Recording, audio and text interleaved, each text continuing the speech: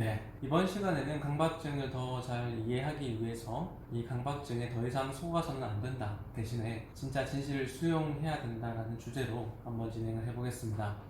강박증을 가진 내담자의 다수가 마음속에 만들어진 어떤 규율이 깨진 경우가 많음을 보았습니다. 그들의 내면에는 하고 싶고 해야만 하는 어떤 이상적인 모델이 있고, 그리고 반대로 절대 해서는 안 되는 것들이 있어요. 즉, 자신의 도덕적 기준에 맞지 않는 행동을 거부하는, 그것을 도덕적 저항이라고 하는데, 그런 것과 같은 절대 해서는 안 되는 일이 있고, 그 도덕적인 저항이 깨져버린 경우 우리가 강박이 생길 수 있다고 생각합니다. 조금 구체화시켜서 예를 들어서 한번 설명을 해보겠습니다.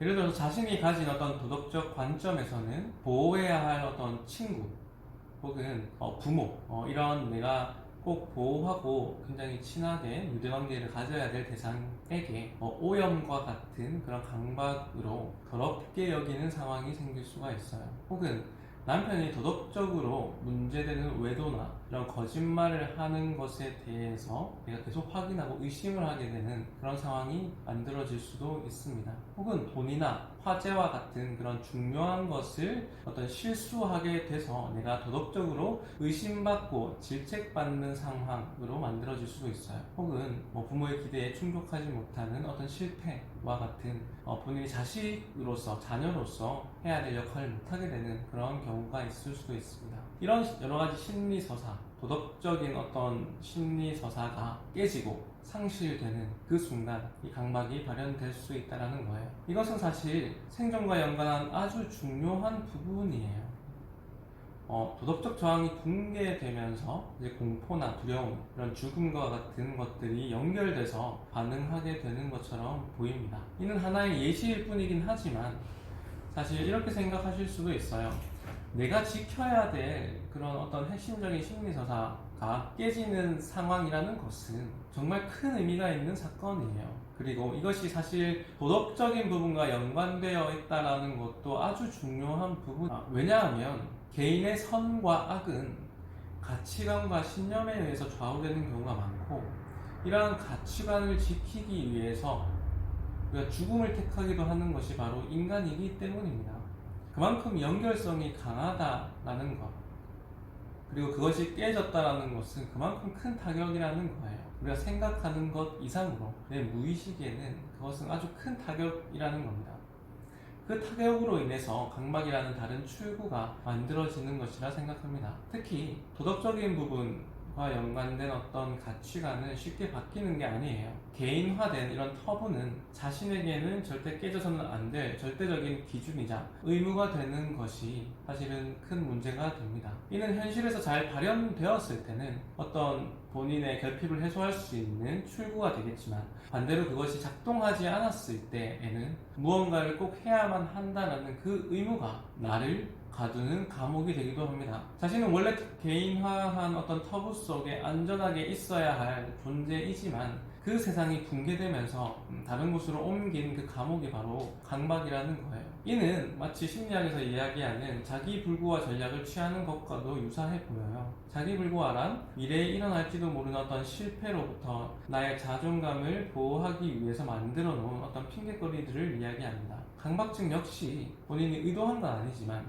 자신의 능력의 직접적인 평가를 피하기 위해서 생기는 경우가 많아요. 아예 평가받지 못하도록 방해물을 미리 만들어 놓아서 자신의 능력을 원천적으로 평가받을 수 없게 하는 겁니다. 망가진 자존감으로부터 나를 보호하기 위한 방어기제죠. 이러한 부분을 인정하고 수용하는 것은 정말 쉽지 않아요. 하지만 분명한 것은 우리가 강박 그 증상을 아무리 내가 몇십 년간 아무리 지속하더라도, 죽을 때까지 반복하더라도 결국 남는 것은 고통밖에 없다라는 것이 진실이라는 거예요. 우리는 강박증에 속아서는 안 된다라는 겁니다. 그것이 실제로는 무의미하다라는 거예요. 오히려 제가 말씀드린 이 부분을 인정하고 수용하는 것이 진짜 진실에 가깝다라는 겁니다. 이것을 항상 마음에 담아야 해요. 이는 강박이 거짓된 진실이라는 의미고, 이것을 믿어야 한다는 겁니다.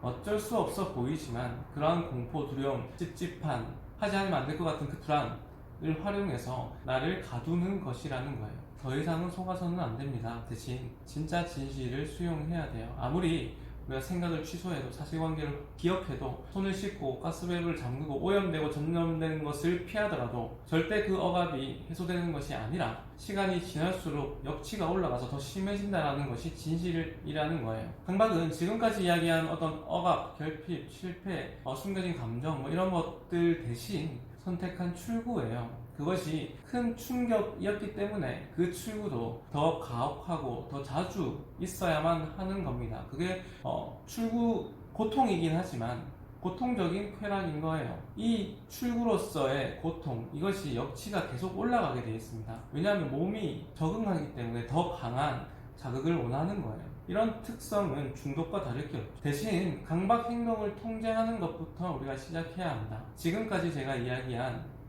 그 이야기를 정말 진실이라고 마음으로 받아들이면 어느 정도 통제가 되는 순간이 오실 거예요. 그러면 그 안에서 불안만 남게 되는 순간이 옵니다. 그 어떤 연결성도 없고 그냥 감정만 남는 순간이 올 거예요. 평소에 그 불안은 강박 증상과 연결돼서 계속 해소하고 있었지만 그 강박 행동을 멈춤으로 해서 그 연결이 끊어지는 거죠. 그리고 그 역동만 남은 상태가 됩니다. 그때가 우리가 진짜로 치유가 될 기회가 될 거예요. 그 순간이 오면 우리가 심리서적 분석 기법을 통해서 정상적인 출구를 만들어낼 수 있을 거예요. 그때까지는 우리가 인내하는 과정이 꼭 필요합니다. 여기서의 인내는 병 자체에 대한 이해부터 지금까지 설명한 어떤 메커니즘을 자신에게 맞게 완전히 수용하는 것, 그리고 감정적인 힘을 활용해서 강박 행동을 통제할 수 있는 단계까지 이 모든 것들을 포함하는 거예요. 좋습니다. 오늘 제가 이야기한 부분을 반드시 가슴에 새기셨으면 좋겠고요. 이 영상이 어떤 분들에게는 정말로 기회가 되고 희망이 되는 그런 영상이 되었으면 좋겠습니다. 오늘 내용도 여기까지 하고 마무리하겠습니다. 감사합니다.